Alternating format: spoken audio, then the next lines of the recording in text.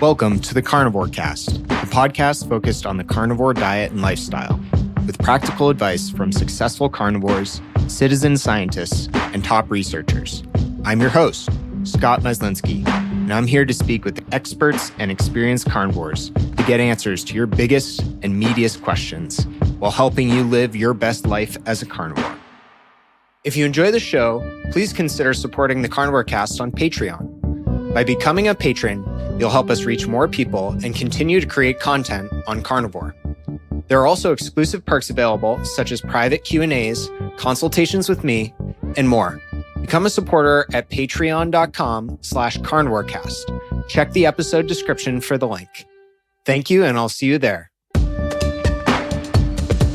Coach Lulu at Lulu Eats Meat on Instagram has used a carnivore diet to recover from bulimia, back pain, and manage anxiety and OCD. She's passionate about helping others improve their mental health and overcome eating disorders. Her coaching style is fun, and she uses a combination of mental and physical tools to help clients. She isn't dogmatic, doesn't believe in perfect carnivore, quote unquote, and has an awesome tagline: "Carnivore is not my religion, but she loves it." Welcome to the show, Lulu. Thank you so much for having me, Scott. I'm so honored to be here. Thank you. Yeah, honored to have you on. Really excited. So I always love to start with hearing about the guests and hearing about your story. So what got you to paying more attention to your health, and what got you sick in the first place? Sure. So I had a back injury a few years ago, and probably going back 3 years now, and I have a bulging disc in my L4, L5. I did it while I was doing like HIIT training. So yeah, F45 is where I was subscribed to at that time. Okay. And I loved it, but I think the movement, it's a very was quite a rushed sort of workout that we were doing that day. Like, it was fast. And I think I just picked something up incorrectly off the ground, and that was it. That was the last thing I think it was like going to happen. My back injury was sort of hurting for a little while, but that was the last thing that, caused the disc to bulge out. So that pain was excruciating for me. And no matter what I did after that, I just couldn't get relief. I went to, every kind of physical doctor I could, went to physio, went and had massages, and it just went on and on. And I was having cortisone shots to try and relieve the pain. I had one that, it worked, and then another that didn't. And the sciatic pain was just unbelievable. It would run all the way into my foot. So it was just constant. So I have a friend, one of my neighbours, who we went over to their house for a barbecue, and he was doing carnivore and said he's got a fused spine from an accident, and his orthopedic surgeon was sending him information about the carnivore diet. So that's why he started. And yeah, it was really cool. The listening, I'm like, went home, like he suggested it to me with my back pain, and I thought, I don't know if I can just eat meat. That seems like really intense. So when I came home, my husband said, I heard about this when I was watching Joe Rogan, and he said, let's just watch the YouTube. So we started to watch it, and I was like, there's something here. This was the episode with Sean Baker. So kind of like, after that, the universe was dropping me little things that next week. And I'm really big on the law of attraction. And I just felt like little nuggets were getting dropped to me. Like, I was talking to a lady at the gym who was a trainer, and she was asking me about my back. And I said, I was thinking about trying this carnivore diet. And she said to me, oh my God, I was a vegan for 6 years, and I started carnivore 6 months ago, best thing I ever did. And I'm like, wow, there you go. And So I kind of just felt like all of the signs were like pointing towards me trying it, because I just couldn't handle this back pain anymore. It was just so intense. But also, while I was managing the back pain, I also had some mental health issues going on as well. And in January of 2020, I was diagnosed with pure O. sorry, excuse me, and had like an OCD episode. And Pure O is, do you know what Pure O is, Scott? No. Okay, so I found an article yesterday and it really gives it a good idea. So the kind of OCD that is characterized by intrusive, unwanted thoughts without any visible compulsions. The thoughts often center around taboo themes such as harming yourself or others and sexual orientation, pedophilia or relationship decisions, and the compulsions usually carried out through constant rumination. So rumination is the process of continuously thinking about the same thoughts which tend to be sad or dark. So basically, and also to add, what OCD will pick up on, or the Pure O, is the thing that you value the most, and like flip it over. So if you're a mum and you're you value your child is like, being a parent, having a child is like, that is your everything, you would then flip to think about harming your child, and it's completely against your values. Your brain just tricks you. Terrible. It is absolutely devastating. And I was so stuck in the thoughts it was soul destroying. So when it happened to me, I think, I can look back on my life and I've had OCD for as long as I can remember, but the subtype of the OCD would change. So when I was young, I was really concerned about, I would have to pray every night. Like I never grew up in a religious sort of family, so we didn't have religion, but I thought that praying was something that was going to keep me safe and keep my family safe every night. And I had this, I can still remember and recite the exact prayer I said for years as a child. It was just so embedded in me. And, then it moved to so many other things throughout my life. And then when it settled on, the harm and when I was having the OCD episode, and it was about me becoming a mum. So my husband and I were trying to have a baby, where we started to try the process, and me being a mum and whether I'd be a good mum or not is what it came up for me. And it was I just couldn't stop thinking about it. And it absolutely just made me so sick. I then went through the process last year of trying about 5 different medications. It was just one after the next. And then when I got to a few weeks before my wedding, so not only did I go through this, but we planned to get married as well. And so as, crappy as 2020 was, it was also the best year of my life. I had intense issues with OCD and Pure O, but then I got engaged to my husband, who I'd been with for 9 years. We moved into our first home and we got married. So there was so many positives, but also there was that underlying managing that, OCD for all that time. Yeah, wow. When just before we got married, I was put on lithium, and that was just made me so, so unwell. And I think it made the OCD even worse. So leading up to the wedding, I was such a mess. And then when we returned from the wedding, we went back to the doctor and said, this is not working. I was put on another medication, which I still am on now. I still take medication. I have tapered down, but I'm not prepared and I'm not ready yet to completely remove medication from my life. And I'm so honest about that. It's definitely a tool for me, along with carnivore, exercise. I do ice baths, and I am a yoga teacher, so I teach yoga and I do meditation. And there's so many things that have got me to here, to this amazing place right now where my health is just awesome. But I do think that carnivore is probably the biggest catalyst for where I am right now. Yeah. A lot of people ask me about how to make liver more tasteful and how to cook it or incorporate other organ meats on carnivore. Optimal Carnivore can help you do just that with their grass-fed organ complex. It was created by carnivores for carnivores. They start by sourcing 100% grass-fed organ meats from New Zealand, gently freeze-drying the organs and encapsulating them into convenient bovine gelatin capsules. Just 6 of these capsules a day is the same as eating an ounce of raw organ meat.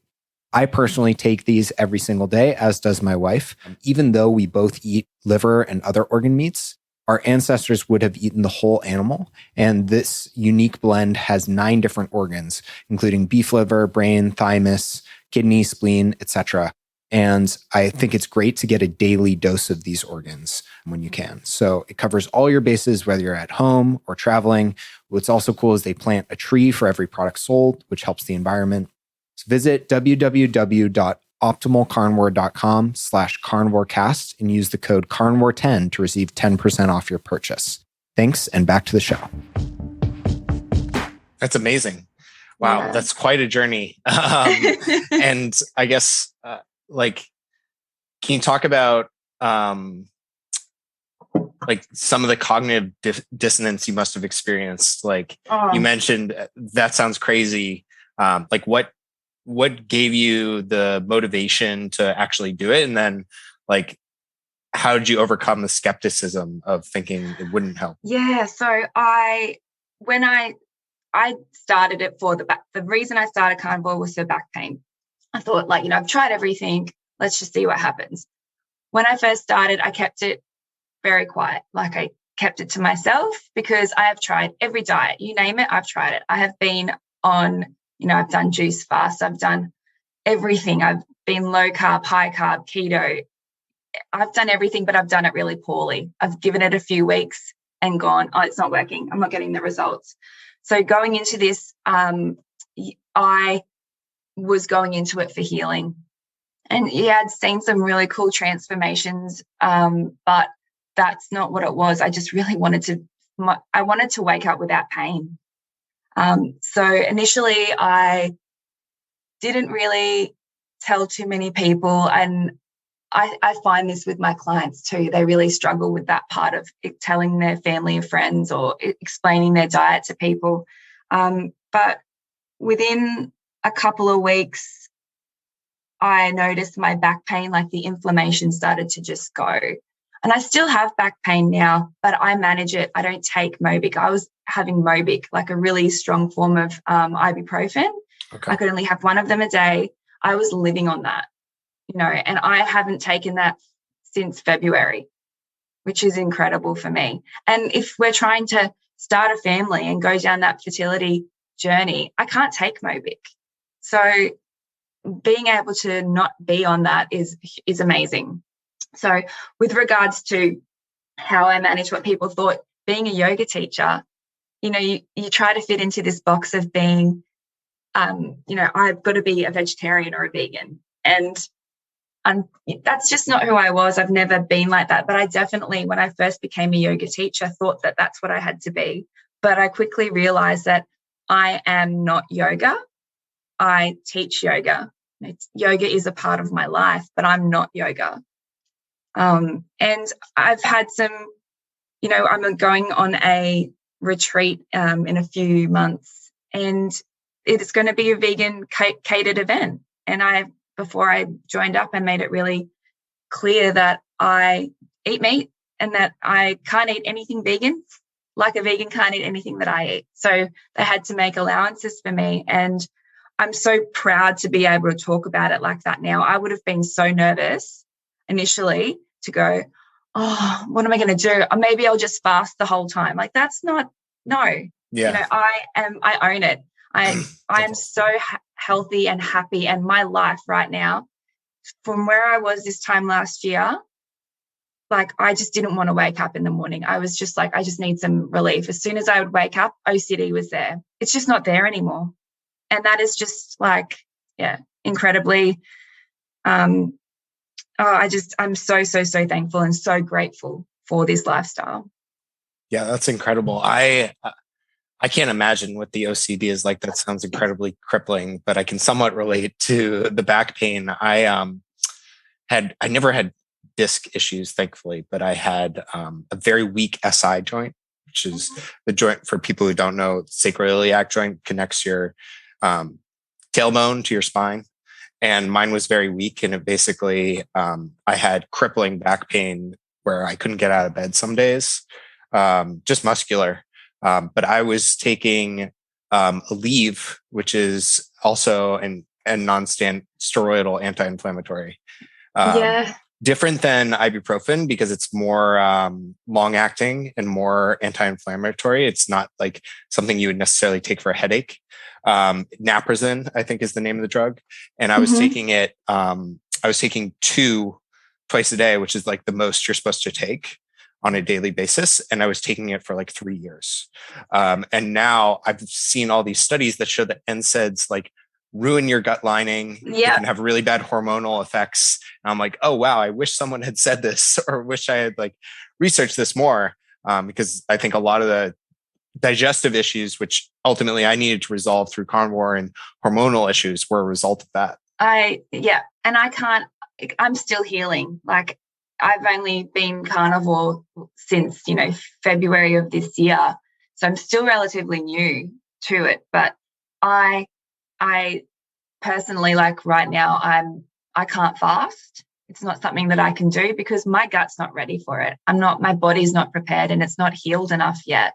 And I'll know when it's ready. I work with Coach Raymond, and I really want to get to that optimum, mental clarity with the fasting. I really want that, but it's just not my time yet. Yeah. And that will come. And it's just, but that's also, with the eating disorders, a couple of, probably, I reckon it would have been in July, I was trying to do a 48-hour fast every week, and I was pushing it, and I was white knuckling. And that is not what fasting is supposed to be.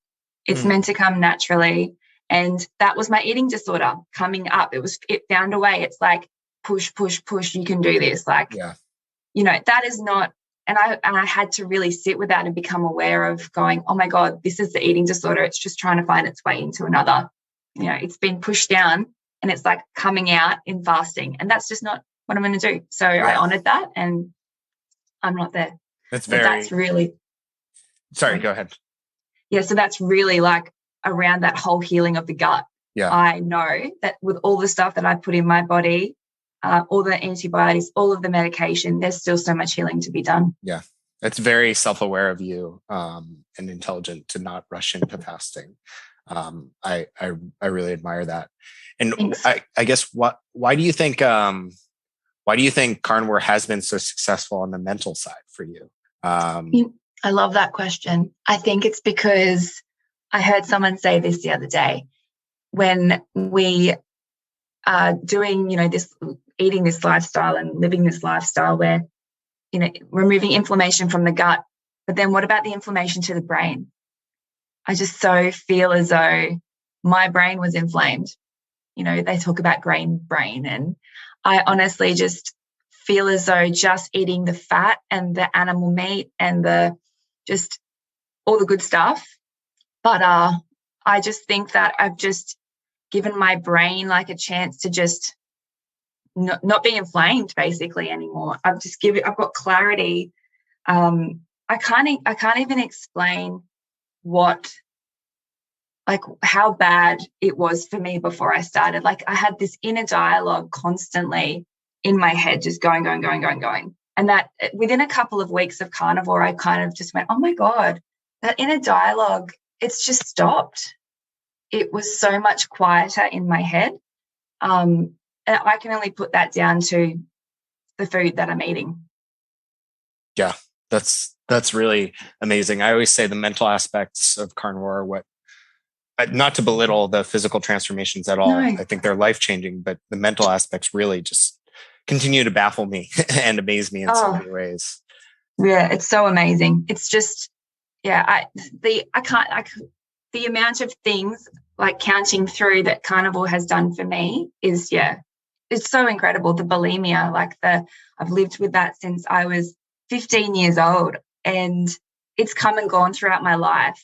Yeah. And last year, I'll just tell you a little bit about this. When we finally settled on the right medication to assist me with my OCD, I put on 7 kilos within a couple of months.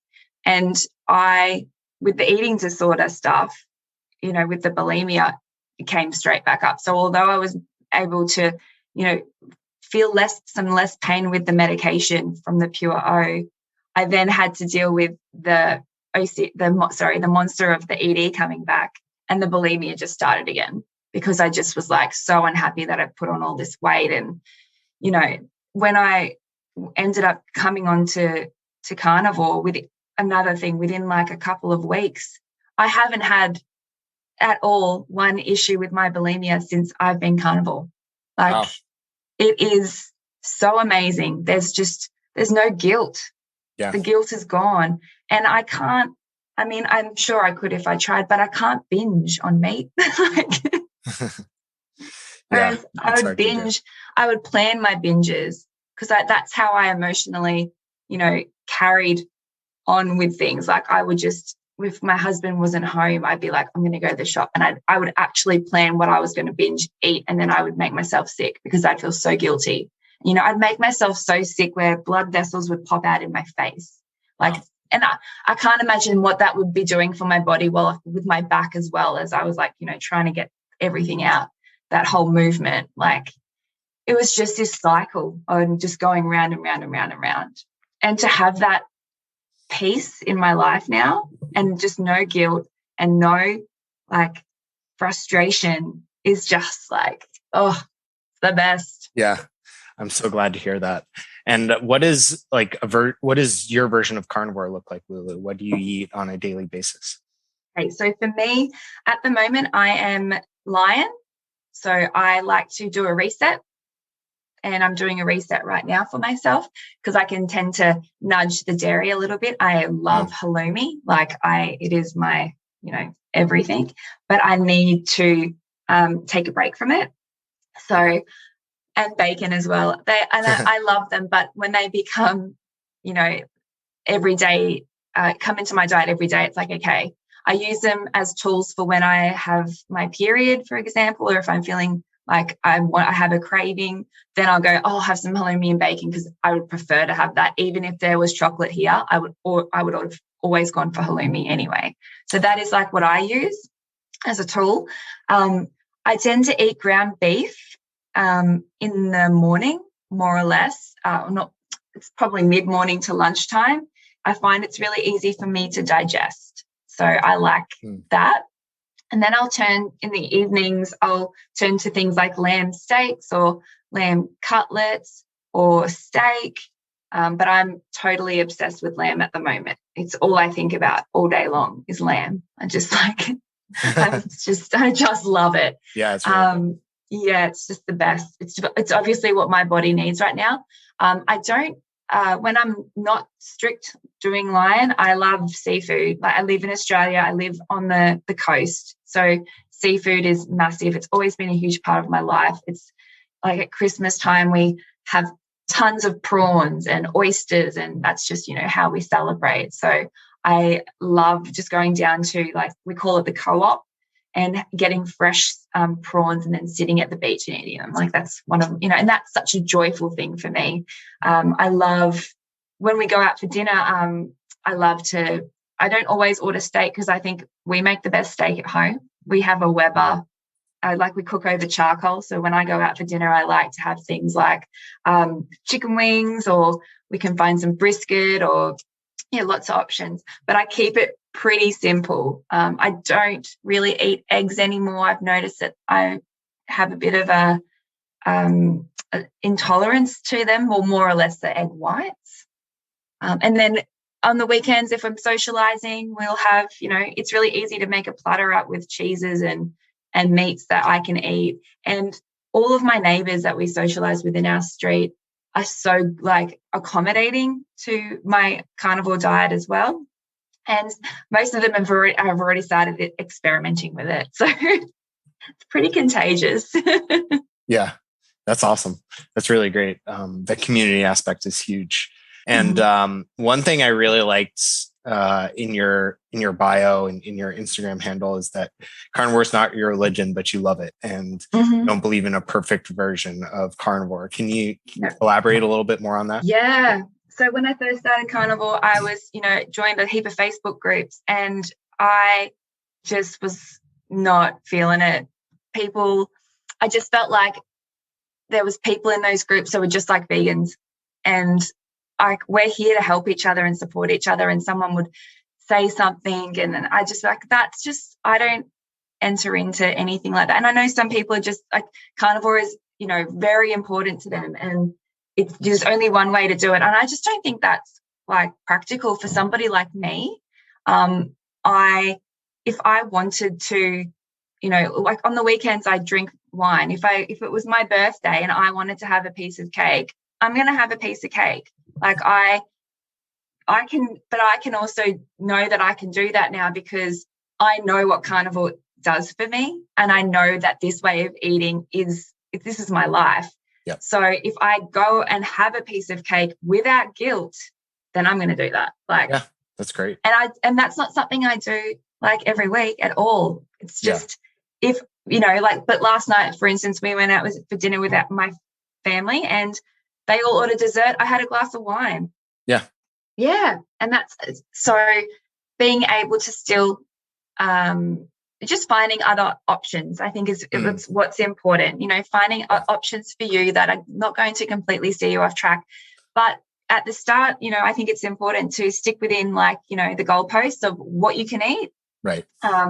And I really did at the start of carnivore. I really enjoyed all of the foods. And I didn't lose weight at the start because that's not what it was for me. The first, couple of months, it was all about just eating, enjoying, and then noticing that my mental health was improving so much, because at the end of the day, that's all I wanted to do. All last year I kept saying was like, I just wish this would go away. And it hasn't gone away completely. Like, it's still there, but it's just so much more easy to manage. And the OCD is always going to be there because I'm so aware of it now. But I really feel as though because the anxiety has been reduced so much, the OCD and the anxiety go hand in hand. So if the anxiety is high, the OCD comes in. So for me, the whole perfect carnivore thing, you need to be honest, especially the way I'm sharing my story on Instagram and I'm sharing my journey with people.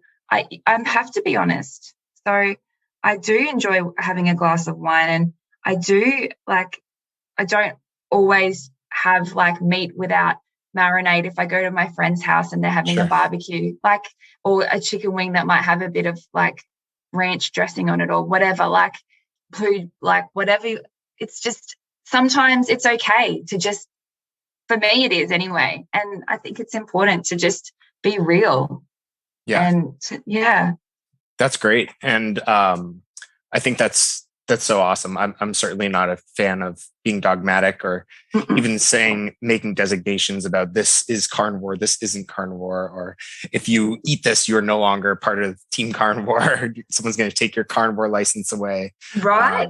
I think it's ridiculous. That's it. The carnivore police just come out, and that's that's why I feel like we're not vegan, so let's not subscribe to that, please. Let's just do this and be and have this amazing community and lift each other up. And it's just, my clients are generally in the States. So and I am very jealous. You guys have so many more options for your carnivore lifestyle than we do here in Australia. And that's another thing, there's not a massive carnivore community here in Australia at all. Okay. We've got an Australian Carnivore Facebook group and there's only just over 3,000 people in there. Oh, wow. So, it's just it. And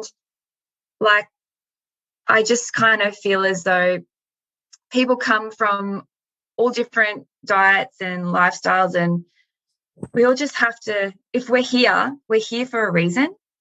And let's just support one another and not pull each other down. If we have a bad day and someone comes on and says, I ate a piece of cake, and don't rip them down. Just say, it's okay.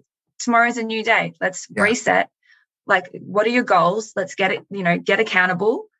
And why do you think this happened? And sometimes people are going through things emotionally and they're still going to lean on food. As well. And that's my approach with my coaching is to make sure people are having fun, that they set micro goals and goals that are achievable and that they're not going to not achieve. Yeah. Did you want me to speak into my coaching style? Yeah. I'd love to hear more about your coaching style, how you work with people, and how you got started in coaching as well. Yeah. So I was so inspired by Bella. So, with my carnivore journey, when I first started, I looked on Spotify and I'm like, carnivore, there's got to be carnivore podcasts. And yours came up. It was the first one. Thank you. So I listened to the episodes with Kelly Hogan and with Bella. And I was like, oh, I'm hooked. Like, great. And then I went on to, went to YouTube. That's how and then I started following Bella. And now Bella and I call her a good friend. Like, it's amazing. That's amazing. And she's just such an inspiring person for me. Yeah. Such an inspiring carnivore. She's like, I call her my meat mentor. And and I get to be a part of her amazing Steak and Butter Gang community, and it's just like the best. So when I sort of started watching what she was doing and setting up these amazing communities within carnivore and having support with and the knowledge of people like Coach Raymond, I just got really inspired. And years ago I always wanted to be a life coach because I thought I was always so good at goal setting. And I love the law of attraction and I work with it a lot. And I just I feel as though I've manifested everything up to here. So with working with the law of attraction. And I was, I actually even sent a DM to Sean Baker and said, I haven't been a carnivore for 6 months, because that was one of the things that you had to be a carnivore for 6 months before you did the Rivero training. Okay. And so it was MeatRx and it's now been changed. The name's now Rivero. And he said, you need to be in for 6 months because we want you to stay carnivore almost. Like, I can't remember exactly what what the message said, but it's just they prefer people that are, they've done it for 6 months because they're doing it. So I was like, okay, I had to wait, and I would have been about 4 months in then. So as soon as I got to 6 months, I was like, okay, I'm doing it. We were actually in a lockdown here. And so I had 3 days over a weekend.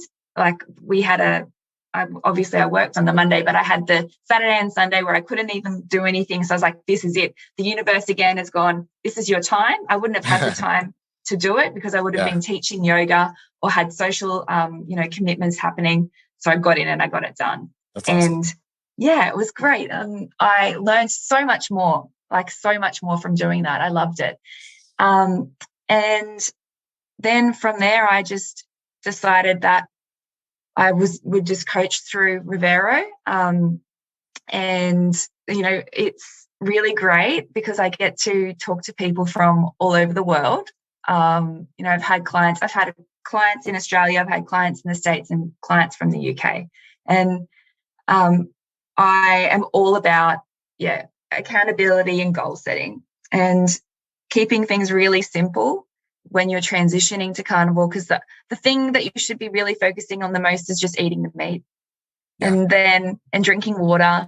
And I'm really big on movement and gentle movement with the body. So, starting carnivore can be quite hard, on the body, and people get really tired and there's energy loss. So I found for myself that walking would help me with my energy. So something I like to set with my clients is that they have a step goal every day that they meet. And then I love using visualization tools. So if they, for instance, wanted to lose some weight, one of the reasons they came to carnivore was for, a body transformation, then to take something out of their wardrobe that they want to fit into comfortably and feel amazing in again, and hang it somewhere in their room so every day that they get up, they see it. And they go, yep, okay, I'm doing this because I'm going to look and feel amazing when I get into this dress that I used to fit into, for example. Right. Yeah. That's awesome. I like how you take that really holistic approach. Because like you said, like the eat meat, drinking water is the basic, but there's so much more around that, which can make it sustainable, which can make your results better, which can make you enjoy it more, make it a part of your life. So I think that's really important from a coaching aspect. Yeah.